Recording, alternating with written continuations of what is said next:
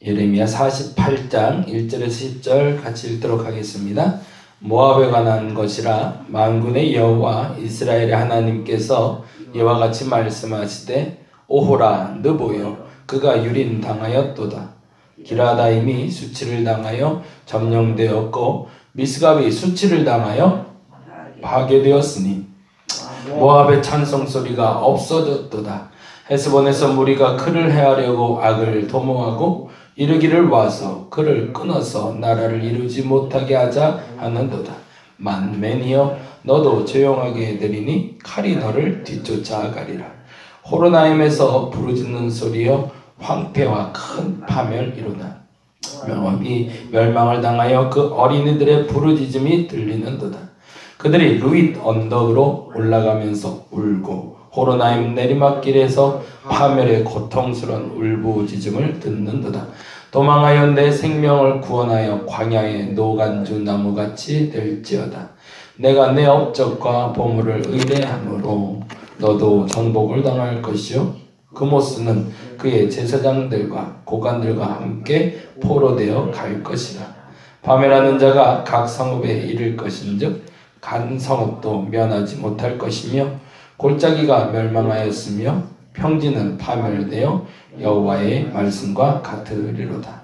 모압에 날개를 주어 나라 피하게 하라.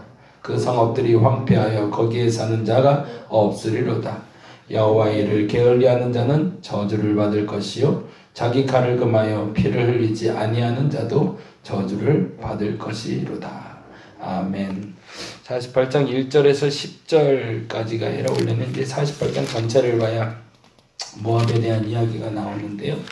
예레미야서의 이제 후반부에 이르는 얘기입니다. 45장까지는 이스라엘의 멸망에 대해서 그리고 멸망하는 그 과정에 대해서 이야기했다면 46장부터는 이방 민족들의 심판에 대해서 기록하고 있습니다. 그래서 46장에는 애굽의 심판. 오늘 읽을 본문은 47장부터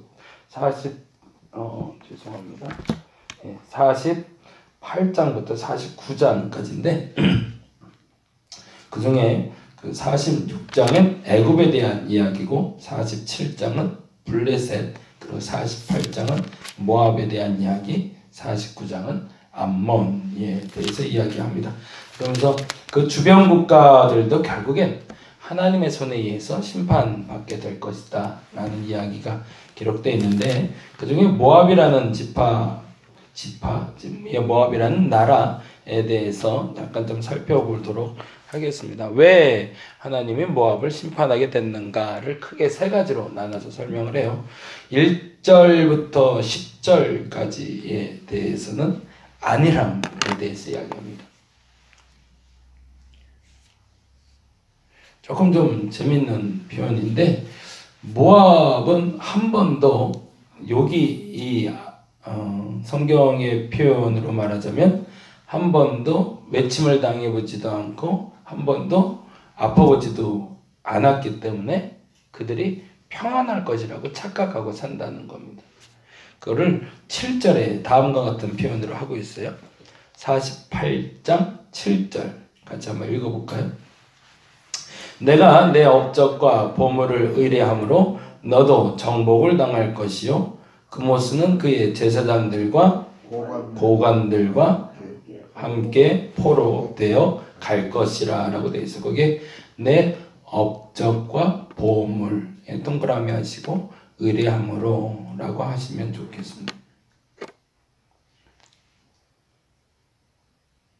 모압이라는 나라도 결국에는 심판을 벗어나지 못할 텐데 심판이 있다는 건 죄 때문이고 근데 그 죄의 원인은 자신의 보물, 자신의 업적을 의지하고 있기 때문이라는 겁니다. 나를 의지하고 내가 가진 것을 의지하는 사람들은 그만큼 누릴 수는 있지만 그 이상의 재앙이나 그 이상의 아픔이 오면 결국에는 감당할 수 없다는 얘기죠.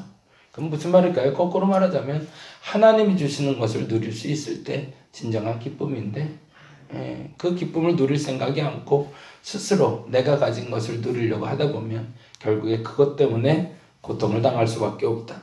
그리고 그 고통에 대해서 1절부터 10절, 11절부터 25절, 26절부터 34절 크게 세 가지로 나눠서 네 가지의 심판에 대해서 이야기하는데요. 살육당하고 수치당하고 포로되고 도주되게 될 거다. 도망가게 될 거다. 그렇게 네 가지로 살육당하고 수치를 당하게 될 것이고 포로가 될 것이고 도망가게 될 거다. 1절부터 10절까지 그 안일함이 가져다주는 심판은 살육당하고 수치당하고 그리고 포로될 거고 도망가게 될 거다 라고 이야기하고요.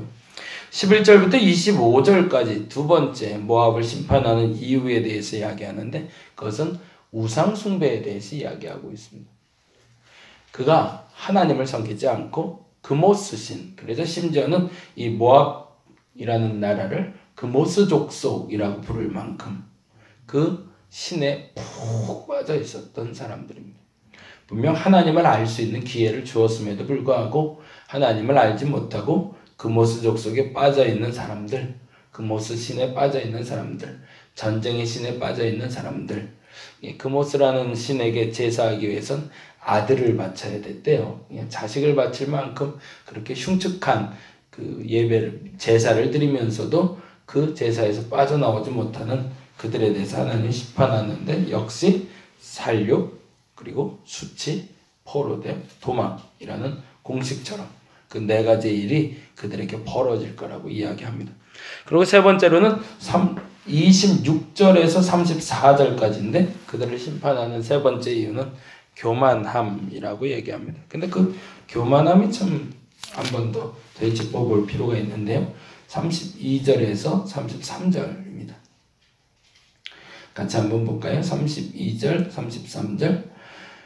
신마의 포도나무여 너희 가지가 바다를 넘어 야셀 바다까지 뻗었더니 너희 여름 과일과 포도 수확을 탈취하는 자가 나타났으니 내가 너를 위하여 울기를 야셀이 우는 것보다 더하리로다.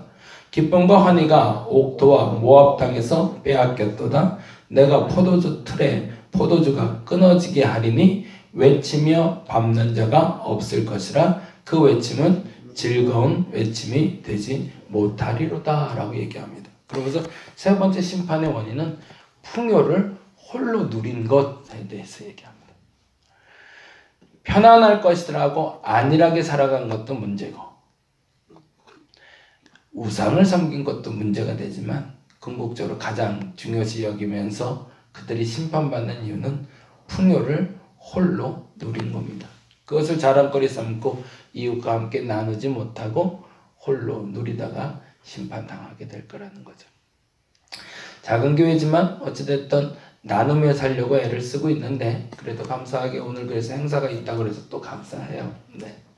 함께 갈 수 있으면 좋겠다. 지역과 함께 했으면 좋겠다라는 마음 계속 들고 있습니다. 그리고 감사하게 오늘 신창우리 어린이집에서 하브르타 교육을 한다는데 어떤 내용인지는 잘 모르겠어요. 그래서 오전 10시부터 시작해서 11시까지 학부모 한 25명이 온대요. 참 고마운 일이죠. 어쨌든 교회의 교자도 모르는 사람들이 와서 이곳에서 앉아서 어쨌든 예배당에서 1시간을 머물다 가면 뭔가에 하나님에 대한 그래서 이제 기도하기는 그런 생각을 하는데 이곳에 머물다 간 사람들에게 우리 교회를 다니고 싶은 마음이 주옵소서는 아니고 하나님에 대한 호기심이 좀 생기게 해달라고. 하나님은 누굴까? 라는 호기심이 생기면 참 좋겠다 라는 바람을 좀 가져봅니다. 여러분 기도하실 때 오늘 오는 분들에게 하나님에 대한 호기심이 좀 생기게 해달라고 또 하나님 어떤 분일까? 그걸 물어보고 싶은 마음이 생기게 해달라고 여러분 좀 기도해 주시고요. 11월 11일 날은 저희가 김미연 집사님 초청해서 이렇게 찬양 집회를 좀 하려고 그래요. 근데 말 그대로 찬양만 부르면 또 초신자들이 어려울 수 있으니까 가곡도 좀 부르고 우리가 잘 아는 팝송도 좀 부르면서 같이 1시간 동안 찬양하는 시간 가지려고 하는데 이번에 어떻게 하다 보니까 이제 3년 동안 친해졌던 지역 사람들을 좀 초대하게 됐어요. 그래서 감사하게 여기 뭐 분식점 사장님, 안경점 사장님, 카페 사장님들이 좀 오시겠대요. 그래서 지역 잔치, 우리 교회 생일이기도 한데 그 생일날 지역 사람들 초청해서 이게 진짜 말 그대로 지역 사람들 초청해서 같이 나눌 수 있는 시간 가지려고 합니다. 그래서 뭐 한 분은 가족 전체 다 데리고 오겠다는 분도 있고 홀로 오겠다는 분도 있는데, 그렇게 저렇게 해서 모여서 우리 교회가 지역 내에서 필요한 교회, 지역에서 같이 기쁨도 나누고 감사도 나눌 수 있는 교회가 되었으면 좋겠다는 바람을 가져봅니다. 왜요? 하나님께 심판받지 않으려고요. 교회가 정말 해야 될 일은 우리끼리 잘하고 우리끼리 은혜 받는 공동체가 아니라 우리가 받은 은혜를 나누고 우리가 받은 은혜를 함께 할 수 있을 때가 진정한 교회일 겁니다. 모압에게 주신 은혜는 풍요로움이었습니다. 근데 그 풍요로움을 스스로가 누리다가 결국에 심판을 당하고 맙니다. 저와 여러분에게 주어진 이 환경에 대해서 첫째는 감사할 수 있기를 바라고, 그리고 이 감사뿐만 아니라 나눌 수 있는 마음이 생기게 해달라고, 그렇게 기도할 수 있는 오늘 한 날 되었으면 좋겠습니다.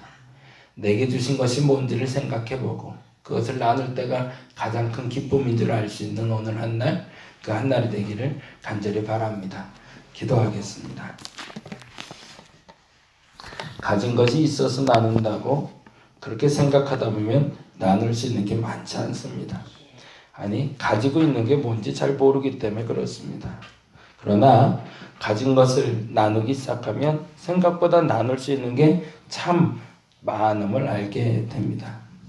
우리에게 주신 것을 나누어 하나님의 심판을 벗어나게 하여 주시옵소서. 하나님이 참 많은 것을 주셨는데, 하나님이 참 많은 것을 누리게 하셨는데, 우리가 하나님이 누리게 하신 것을 제대로 누리지도 못했고 제대로 경험하지도 못했던 것 같습니다. 하나님, 오늘 마음껏 누리게 하여 주시옵소서. 그러나 누리기에만 급한 것이 아니라 나눌 수 있는 우리 되게 하여 주시옵소서. 가진 것에 대해서 주신 것이라 여길 수 있는 믿음 허락하여 주시고, 내가 가진 것이 아니라 주신 것임을 알아 온전히 나누는 진정한 주님이 주시는 기쁨, 그 기쁨이 내 안에 머물게 하여 주시옵소서. 오늘 시작해봅니다. 그 나눔의 첫발이 되게 하시고 또한 그것이 진짜 기쁨이 되게 하여 주시옵소서. 감사합니다. 고마우신 예수님 이름으로 기도드렸습니다. 다 같이 기도하고 돌아가도록 하겠습니다.